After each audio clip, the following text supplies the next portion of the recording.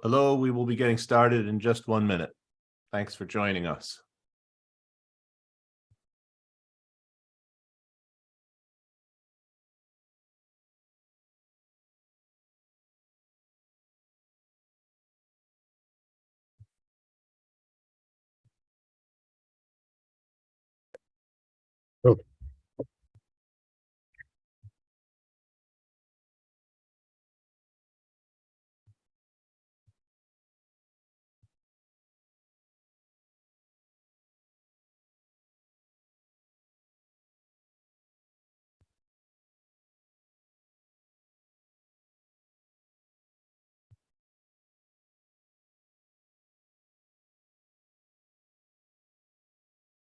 Well, good afternoon, good morning, good evening. My name is Mark Mamagonian. I am the Director of Academic Affairs at the National Association for Armenian Studies and Research, NASR, and it is my pleasure to welcome you to at the start of another year of what we hope and plan will be informative and stimulating programs showcasing the depth and breadth of what we call Armenian studies.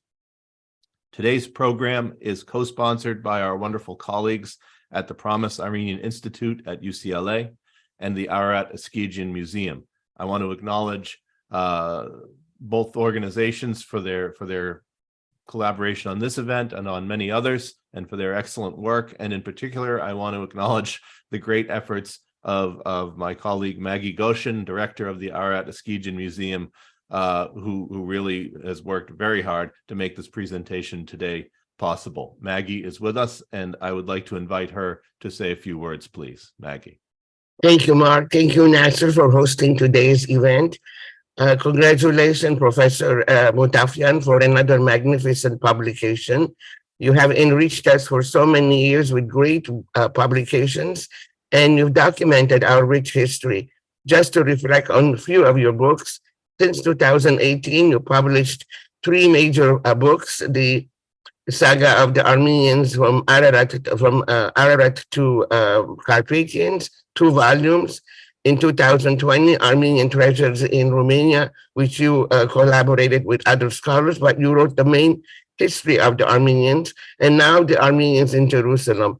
I do hope that this publication will receive a nomination, hopefully today after today's lecture. And congratulations again. Thank you. Back to you, Mark. Thank you, Maggie. I also want to acknowledge and thank someone else who has really helped make today possible, and that is our colleague Bardig Koyumjan, who is working at Professor Mutafian's end in Paris to help keep the procedure moving smoothly. So Bardig, we can't see you, but nonetheless, thank you for all of your hard work.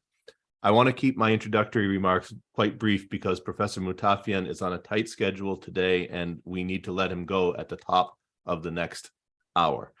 Please visit the websites of the Promise Armenian Institute, the Ararat Eskijian Museum, and NASR for information about upcoming events by the 3 organizations, whether jointly or separately, and get on the email lists of each group or follow on social media to stay abreast of developments. The one thing I would like to add right now, though, is that the situation in Artsakh, which of course has been under blockade for the past month, and the condition of our compatriots there facing extreme shortages of food, energy, and other vital supplies, and with their very existence under serious threat, weighs heavily on all of us at this time. And I just want to mention that while I don't have a firm date yet to announce, but in the upcoming weeks, NASR will be holding a program on the blockade of Artsakh and global indifference with an outstanding panel of experts and scholars. Details will follow as soon as possible, and we hope you can join us for what is unfortunately an important program. We're very lucky to have with us today Professor Claude Mutafian, whose most recent book, as Maggie mentioned, Jerusalem et les Arméniens jusqu'à la Conquête Ottoman, 1516, pardon my French pronunciation, Professor, presents the relations between Armenia and Jerusalem in their historic and artistic context with an abundance of maps, charts, and images. And it is this work that forms the basis of his talk today. If you Google Claude Mutafian, the first thing that comes up is French mathematician, which is of course correct, but he is also a prolific Armenologist, as Maggie hinted at, and has published many important books about various topics on Armenian history and culture, too many to list, and organized many important exhibitions. It's a great pleasure to have him here today. Please, in the audience, use the Zoom Q&A at the bottom of the screen, and as time permits, we will take them up after Professor Mutafian's presentation. The floor is yours, Professor.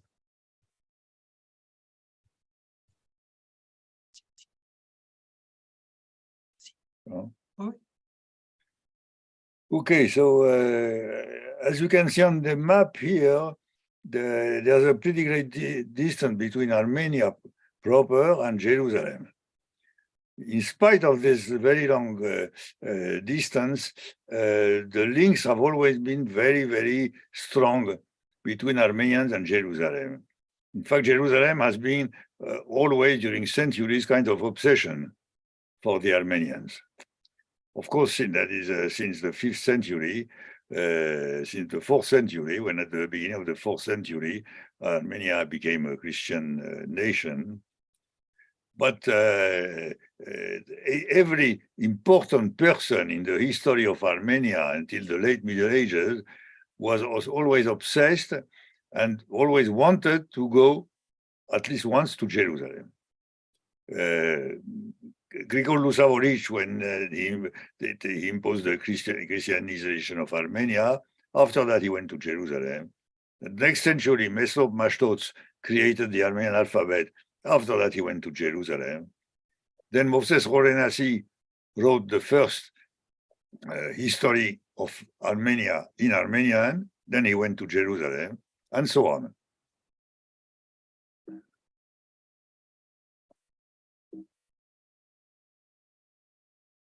So here is Jerusalem. It's as you know, there are quite a lot of political problems, so the boundaries are very fluctuant, very not very stable. What interests us is this corner here, which is the old city of Jerusalem. As you see, the old city is divided in 4 according to religions. So there's you have the Jewish quarter, Muslim quarter, the Christian quarter with the Holy Sepulchre Church, and the Armenian quarter, distinct from the Christian quarter, which is where all the tourists are very surprised. Why is it separate since the Armenians are Christian? But this is the best proof of the fact that the Armenians were so important that they needed a special quarter in Jerusalem, apart from the Christian quarter. So this quarter houses the St. James Cathedral, big cathedral of Armenians, and it is the seat of an Armenian patriarchate. This Armenian patriarchate is independent from any Catholicos. It's an independent Armenian patriarchate. And here, near the Zion Gate, there is now an Armenian museum, which was opened in last October. The Armenian Museum, the Mardikian Armenian Museum of Jerusalem.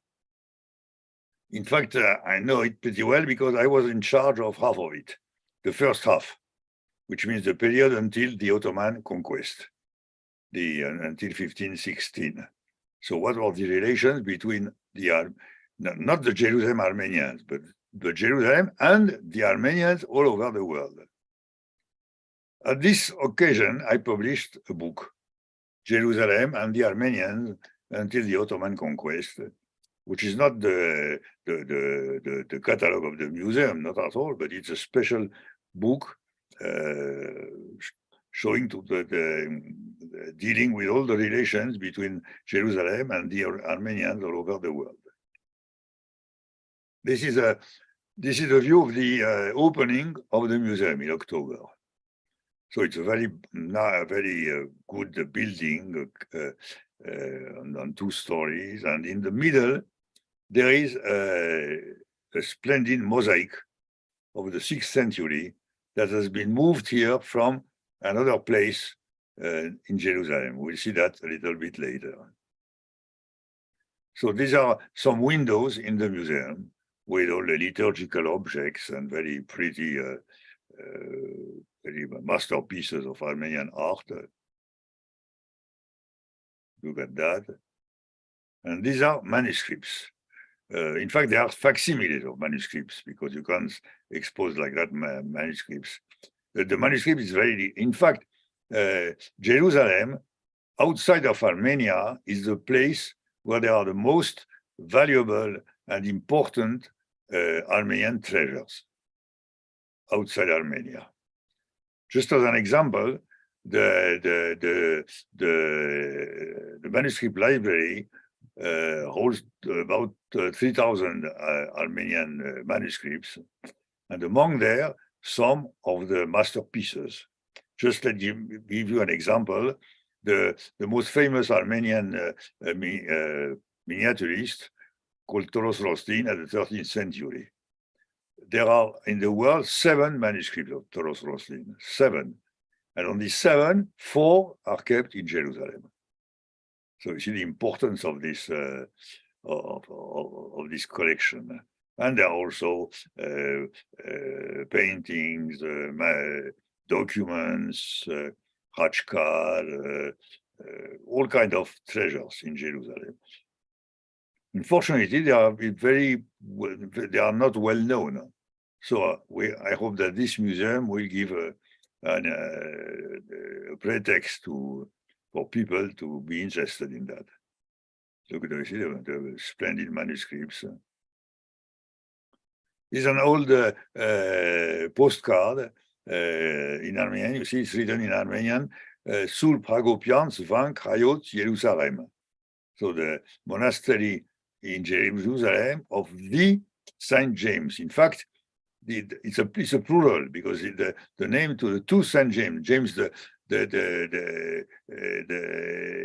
Great and James the Lesser, the 2 Saint James. This is like the actual entrance of the monastery, and this is the main hall of the church. So, but historically, there are always treasures in Jerusalem and in the Holy Land.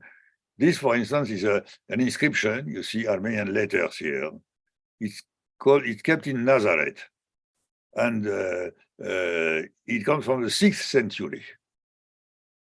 So these are the oldest Armenian letters, graffitis, I can say, that has come to us. And it is in Nazareth, just north of Jerusalem. So that's an important symbol of the Armenian presence in Jerusalem, the early presence. And this is the first the first published Armenian alphabet, the first printed Armenian alphabet. So it is you know that printing began in the middle of the 15th century. This is 1486, and who made it? Well, it's a German traveler called Breidenbach, who traveled to Jerusalem as a pilgrim in the 15th century. Then he met Armenians there. He learned Armenian. He was very interested, and when he came back, well, he printed this alphabet, which means that the first printed Armenian alphabet in the world is originated from Jerusalem.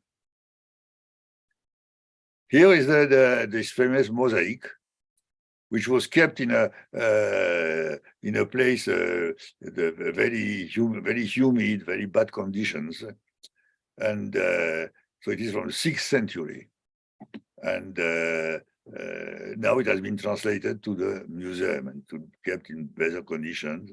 Look at the inscription, splendid Armenian inscription on this mosaic of the 6th century. After the Armenian in the 9th and 10th century, there has been some Armenian kingdoms in Armenia, with 2 famous places, the capital Ani here, and on the lake of Van, the famous Artamar church. But in 1071, the Turkish invasion put an end to these kingdoms. So many Armenian families emigrated from them, not because they didn't want to live under the Turkish yoke. And where did they emigrate? Well, they emigrated where there were already Armenians. And this is this place here in the northeast corner of the Mediterranean, which is called Cilicia. And in Cilicia, which was at that moment part of the Byzantine Empire, there was a big concentration of Armenian lords. So that's why that attracted the Armenian newcomers, and they settled there in Cilicia. Mainly two families, the Rubenis and the Hetumids, who settled there, and their goal, of course, was to recreate the kingdom of Armenia, outside Armenia, but to recreate. So the first family who worked on that goal was the Rubenians. So the Rubenians first tried to impose their power on Cilicia as a territory. And the chance was that this was the end of the 11th century, was the period of the First Crusade. So the Turks, after having taken Armenia, continued their conquest, and they conquested Jerusalem. And that the Pope Urban II ordered the First Crusade in order to go and liberate Jerusalem from the Turks. So the First Crusade, left at the end of the 11th century, so they tried to Constantinople, then they entered the Turkish territory, conquered by the Turks. They won 2 victories over the Turks in 1087, and then they arrived at the frontier of Cilicia, precisely where there were lots of Armenians. And one of the participants of the crusade, when he entered here, Gessaria, in Cappadocia, what did he write in his diary? He wrote, and now we entered in Armenia, which means that there were so many Armenians there that he thought it was Armenia and not Cappadocia. Another part went to Cilicia, so there were many contacts between the Franks, as the Crusaders were called, and the Armenians. And that's helped the Armenians in their goal to create a new state there. The Crusaders founded 4 states, which are called the 4 Latin states of the Levant: the county of Edessa, the Principality of Antioch, county of Tripoli, and the kingdom of Jerusalem. As you can see, 2 of them had a common border with Cilicia. So there were very close relations between Franks and Armenians. For instance, in the county of Edessa, well, the majority of the population was Armenian. The majority. And another important thing is that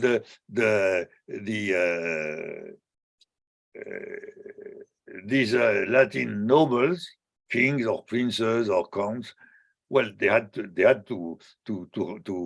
create some families, so they had to marry, and to marry with local women. Well, in fact, the Armenian princesses were the ideal women because they were Christians, they were nobles, princesses. They were not Greek because the Franks and the Greek there was a hated each other, and so there were many like that mixed marriage, let's say. And as a consequence, for instance, the 2 first Latin kings of Jerusalem married Armenian princesses. which means that the two first queens of Jerusalem were Armenian. Here are the two kings, Bardwin I, who married an Armenian called Arda, and his cousin, Bardwin II, who married an Armenian called Morphia. The two first queens of Jerusalem. Morphia, when Bardwin III died, he left with Morphia 4 daughters. And so who inherited the kingdom? The eldest daughter, which was called Melisande. And this half Armenian Queen Melisande was a fantastic character as Queen of Jerusalem, and all the Frankish writers of that time are absolutely fascinated by Melisande. Parallelly,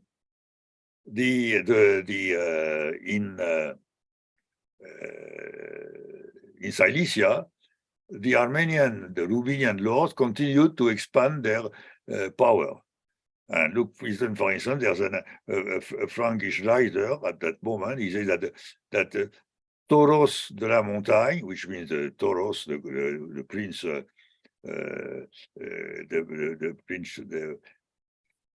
qui était sire d'Arménie, who was the lord of Armenia. Quand il vint à Jérusalem, when he came to Jerusalem, le roi alla en sa rencontre et lui fit grand honneur. The king of Jerusalem went to meet him, and with great honor, which is the best proof that the Armenians had already a very important power there in Cilicia.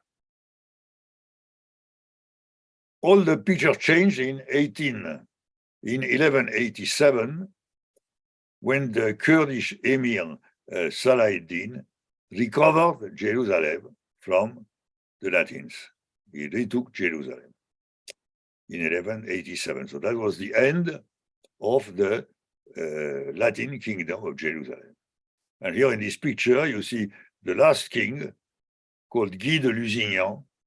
Lusignan is a small city in the west of France. That was the origin of this king.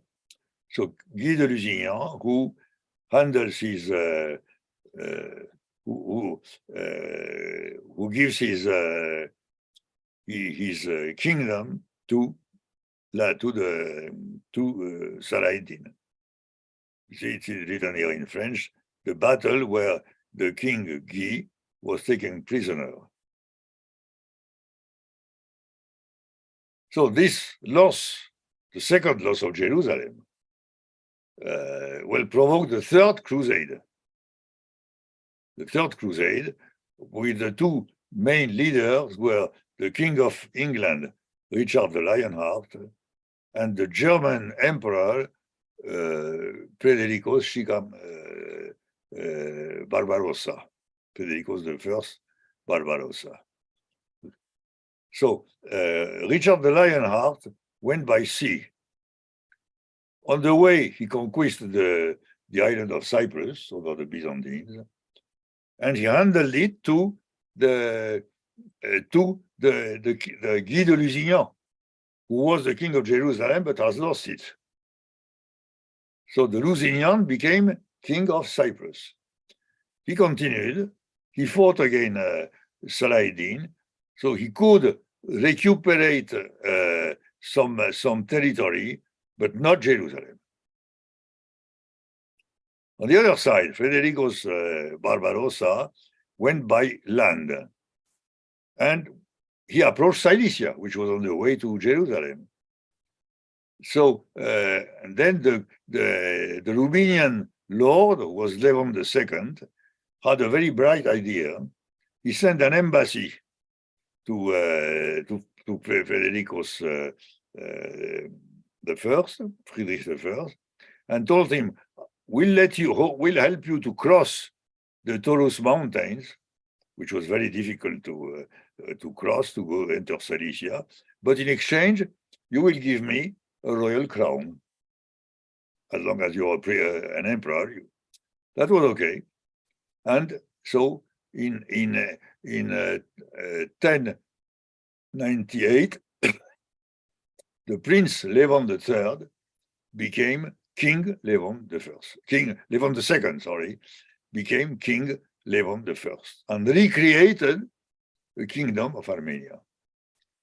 Of course, the Kingdom of Armenia outside Armenia, in Cilicia, but still it was the Kingdom of Armenia. Here you see him, Levon, receiving the three crowns, the crown from the German emperor, the crown from the Byzantine emperor, and the crown from the papacy. So that is the coronation of Levon the First, who was to create the last kingdom of Armenia in the history, although it's outside Armenia. So here's the new map. So the Christian East has now two powerful kingdoms, the Kingdom of Armenia here and the Kingdom of Cyprus. The King of Cyprus had also the title of King of Jerusalem, although Jerusalem was outside his power. This is a money of a coin, a silver coin of Levon I, and it's written in Armenian around his figure, Levon Takavor Amenain Hayotz, which means Levon, king of all Armenia. So not of Cilicia. He considered himself a king of all Armenia. And at the same time, this is a coin of Amalric was the brother of Guy de Lusignan, who became king of Cyprus, and you see it in the money written here, Emericus, Dei Gratiae Rex Jerusalem et Cipri. So the Amalric, by the grace of God, king of Jerusalem and Cyprus. So these were the two main Christian powers, and of course they were allies, very close allies. Other expression of the relation between Armenia and Jerusalem. This is the wooden door of the Basilica of Bethlehem, close to Jerusalem. Well, there's an inscription, two inscriptions, one in Arabic here and one in Armenian here. Both inscriptions say the same thing. This door is a present from Hetum I, king of Armenia. Hetum I was the successor of Levon I, and so that's a present, this huge and superb door, a present to the Basilica of Bethlehem. Well, now the figure was to change completely in the middle of the 13th century. Now, the Near East was divided between the two great powers. In Cairo, a group of Turkish slaves took the power and imposed them as sultans. They were called the Mamluks. So that was the Mamluk sultans of Cairo, who soon conquered the whole of Syria, and of course presented a great danger for the Kingdom of Armenia, and also for the Kingdom of Cyprus. But at least for the Kingdom of Cyprus was protected by the sea, which was not the case of the Kingdom of Armenia. And next to it, there was the Mongols. The Mongols at that time had came from Central Asia and conquered the whole territory until Asia Minor. But the Mongols at that time were not Muslims. They were strongly anti-Muslims. So the king of Armenia, Hetum I, was in a difficult situation, and he had a very good idea. He decided to ally him with the Mongols, to make the Mongols protectors of the Kingdom of Armenia facing the Mamluks. And this allowed the Kingdom of Armenia to survive at least 1 century more because of the Mongol. Of course, the Mongol alliance was very not absolutely sure, because for the Mongols, this territory was far from their homeland. It wasn't essential. As for the Mamluks, it was the contrary. So this is a splendid miniature from this greatest Armenian miniaturist that I told you, Toros Roslin. It's dated 1260. It's a gospel. It's in a gospel. So you see, of course, the mother and the child, the 3 kings, and here, above the 3 kings, we have the Mongols. The Mongols with an inscription here called Tataren Yereg Aysor, which means the Tatars just arrived now.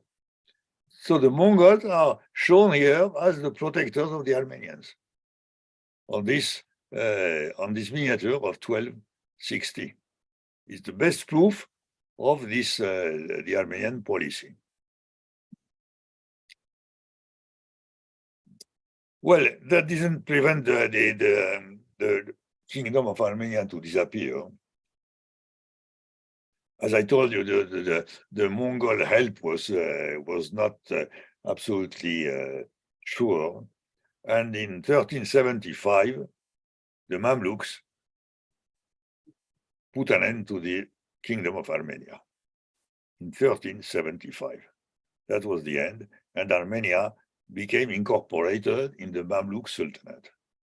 But the Mamluks had a very nice, let's say, policy towards the Armenians. This inscription here is still there at the entrance of the Armenian convent of Jerusalem, and it reads in Arabic. It's from the Sultan Chakmak around 1450, and he said explicitly that everyone who would harm to the Armenians would be punished, because for the Mamluks, the Armenians and let's say the Christian minorities were not an enemy. It was because they were not dangerous. Their main enemy were the powerful Christians, the Latins and the Greeks. So they didn't want to have problems with the Armenians, and they protected the Armenians. At that time, there were many Western travelers to Jerusalem, because the land was very safe in the hand of the Mamluks. And all of them, in their diary, had always one chapter devoted to the Armenians. This, for instance, is the manuscript of an Italian traveler, Francesco Suriano. All this chapter here, beginning here and until here, is devoted to the Armenians. And he says, for instance, here at the beginning, this is the chapter devoted to the Armenians, our principal allies, our principal friends, our second for the Latins. And at the end, so he's very positive toward the Armenians. And at the end, he says that the Armenians are the most beautiful men and women that one can see in Jerusalem. But it wasn't always the same judgment. For instance, this is a German traveler, to the same one, Breidenbach, who printed the Armenian alphabet. Well, in his diary, this chapter in Latin is the title is about the Armenians and their mistakes, their errors. Because don't forget that since the 5th century, when the Armenians refused the Council of Chalcedon, well, the Armenians are considered as heretics by the Latin and the Greek Church. So this is the errors that we say, And here he stays here. There's a terrible hate between them, the Armenians, and the Greeks. So there was the Armenians who had problems both with the Greeks and with the Latins. So it depends upon, as you see, the two travelers at different points of view. This is Levon V, the last king of Armenia. He was crowned in 1374, but the Mamluks, as I told you, put an end to the kingdom the next year. So he was king less than 1 year. And he was, in fact, his origin was a Lusignan from Western France, as the first kings of Cyprus. They were Lusignans because the Lusignans had very close relationship with the Armenians. So it happens by matrimonial reasons that at that moment, the heir of the crown was a Lusignan. So Levon V, so he was taken prisoner to Cairo after the fall of the kingdom. He was taken prisoner in Cairo. But that's interesting. This is the miniature, which is the cover of the book, in fact. Why? Because it's a miniature by one of the best-known Armenian miniaturists called Sarkis Bizak in the 14th century. And so this is a gospel, of course. And here you read Mariun Takwi Hayots E. Mariun is queen of Armenia. Who is this Mariun? She was the wife of the former king before Levon V. But she was still alive. And so she was still queen. So she was taken also prisoner to Cairo, together with Levon V. And the Sultan was very kind towards her. He asked her what she desired. And she said, I want to finish my life in Jerusalem. And the Sultan said, no problem. He sent her to Jerusalem, and she died in Jerusalem. That's why I chose that as a title, because it's very typical of the title, Jerusalem and the Armenians. The former, the last queen of Armenia decides to finish her life in Jerusalem. So Levon V was against a ransom. He was freed by the Sultan. And when he came to Paris, his far origins were French, no, he was Lusignan. And now he has he's here in the Saint-Denis, in the north of Paris, where there are all the cenotaphs of all the kings of France. And he's also there. Levon V. As you see on this generically, Levon V died without any heir. In fact, he had a daughter, but who died before him. So the title, a very symbolic title of King of Armenia, passed to his closest parent, relative, who was already the king of Cyprus, James I. James I was king of Cyprus, but also symbolically king of Jerusalem. Symbolically, because the kingdom of Jerusalem didn't exist anymore. So he became king of Jerusalem, Cyprus, and Armenia. Only Cyprus being real. The title went to his son, his grandson, and finally, the wife of his grandson was a Venetian princess called Caterina Cornaro. She died in Venice.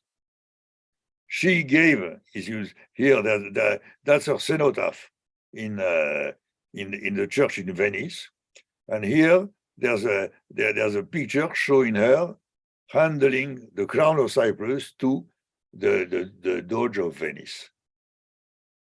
So Cyprus became a colony of Venice. So the title of King Cyprus became also symbolic.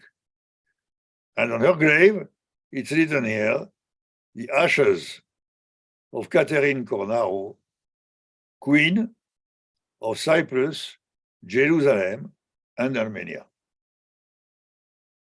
The word still existed, all is symbolic, but anyway, it didn't exist. But after her husband's sister, Carlotta, well, she took the title. And in fact, she married the princess from the house of Savoia, between France and Italy. And you see here, she is called Charlotta, Queen of Jerusalem, Cyprus, and Armenia. And when she died also without any children, so the title passed to her husband. So the princes of Savoia got the title of kings of Jerusalem, Cyprus, and Armenia. And then they become king of Sardinia, and then they become kings of Italy. So the kings of Italy were in fact also kings of Jerusalem, Cyprus, and Armenia. This is at the entrance of the city of Lusignan in France. And you see it's written here, there is the king of the kings of Cyprus, Jerusalem, and Armenia. In Jerusalem, there were many manuscripts also were copied in Jerusalem. Well, many of them have disappeared, but we still have quite a quantity of them. This is the oldest one. It's from 1215, and it's kept in Venice, at the Megittarist of Venice. This is another one also. See a very beautiful miniature. The entrance to Jerusalem, copied in Jerusalem. And finally, there are, as I told you at the beginning, manuscript treasures in Jerusalem, but which are not copied in Jerusalem, but which are kept in Jerusalem. So I told you about this Toros Roslin twice. Well, this is another Toros Roslin kept in Jerusalem. And finally, is the last picture. This is, let's say, maybe the most famous of all the Armenian miniatures. It's from 1272. It's called the Gospel of Queen Geran. Queen Geran was the wife of the King Leon II, son of Hetum I. And so this was a commission, an order. She's the one who ordered that manuscript. And here are represented not their 5 children, but the first 5 of their 17 children.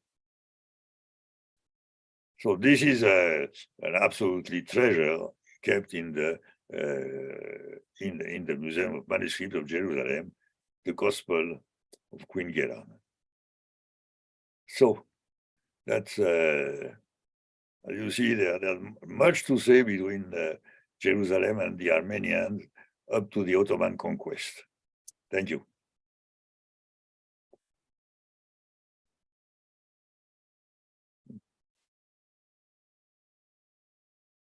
Professor Mutafian, thank you very much. In the few minutes we have before we release you to your next obligation, there are a few questions from members of the audience. Is the new book on Armenians in Jerusalem that you talked about, is there an English version of this book planned? Do you know? First of all, let me check. It's not the Armenians of Jerusalem. It's Jerusalem and the Armenians, right? Very different. And well, it has come out just a few months ago. You know, I don't know. I hope there will be a translation, but that doesn't depend upon me. I hope there will be.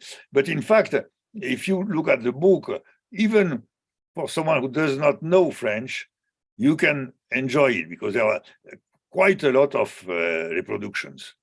The book is about 500 pages, and there are more than 1,000 pictures in it. So you see, it's very it attracts very much the eye. But anyway, I hope there will be a translation, but that doesn't depend upon me. Very good.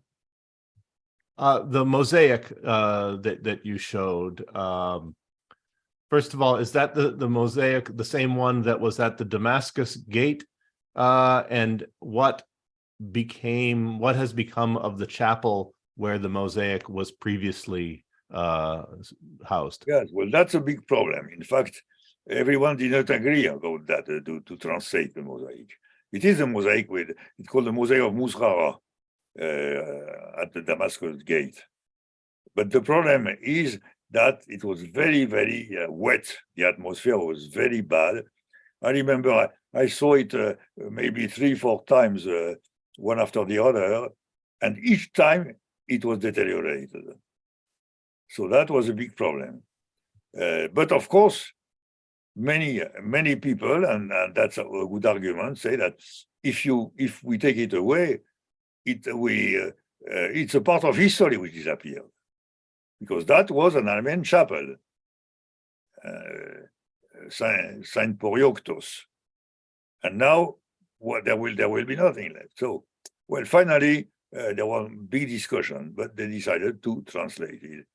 But what I said, I hope they will do it. They at least put a good facsimile there, where it was, and explaining when, why, and how it has been translated. But of course, the advantage is that now many people will see it, which was not at all the case, absolutely at all the case before. This is maybe the subject of an entire lecture, but can you briefly explain what influence, if any, King Hetum had on the Crusades? Well, King Hetum, it wasn't so much with the crusade. It's on the crusade. It's his father-in-law Levon who had much influence. Hetum is more symbolically associated with the Mongol alliance. He went all the way to Mongolia, to Karakorum, a few thousand kilometers by foot. Imagine that, just to sign the alliance with the Mongols, and that saved the kingdom.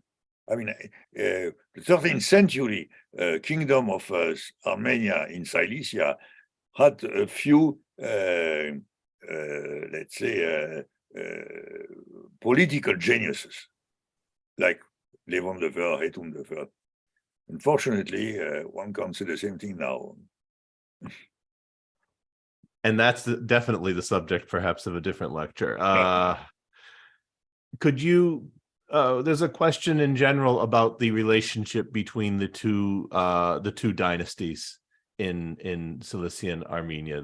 Yes, well, that's an interesting question. At the beginning, there were rivals, the Hetumians and the Rubinians. Each one wanted to become a royal dynasty, to master of Cilicia. At the beginning, well, the Rubinians were the ones who made the job. They were the ones who got the crown. And, well, very often, political crises are solved through marriage.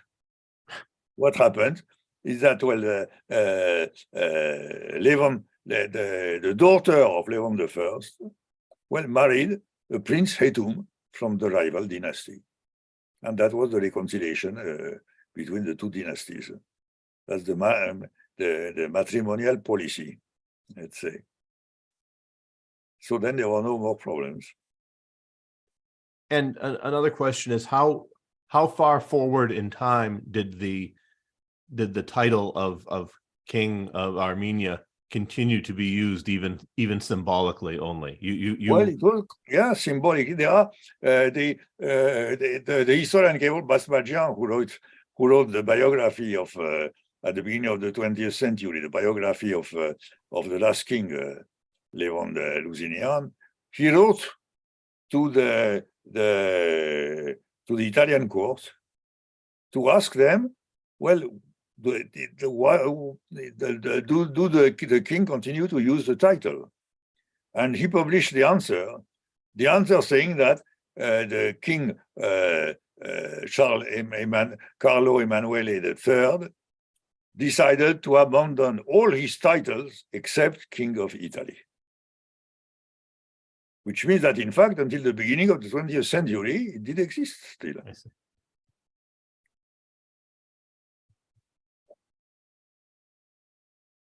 There's a question. Do you have any plans of coming to the US in the coming year to speak? And I think we hope the answer is yes, but I will let you address. Yes, it's already, even the dates are already fixed with Maggie Goshin. That will be at fall this year, yeah. So I will present that in much more detail, yeah. Great. And the book is, maybe Maggie can answer this as well if she's still with us. Is the book available in the United States anywhere yet? We do not have it at the Nasser bookstore at this point, but I hope we will. Yes, we do have it available, so they can email us to the museum email address, and then we can correspond with them. We can mail them. I do have few copies available. Okay, very good. So please contact the Arat Eskijian Museum. There are some copies, and I hope we can get more. It's very easy to know with internet. You find it very easily. The publisher called Les Belles Lettres. You find you look on internet and with Abbey Books or Amazon or these things, and it's very easy now. And let me conclude with a comment from one of the audience members saying, thank you for the program. As a second-generation Armenian American, there is so much I did not know of our history. So thank you, Professor Mutafian, for sharing this with us and for all of the valuable work you do. And we will let you go to your next speaking engagement of the evening. I hope you get there on time. Thank you. Good luck. Thank you very much. Until next time, please be well. And to the audience, thank you as always for your attention. And to the Promise Armenian Institute and the Arat Eskijian Museum, thank you for working with Nasser on this program. Have a wonderful day. Thank you. Bye-bye.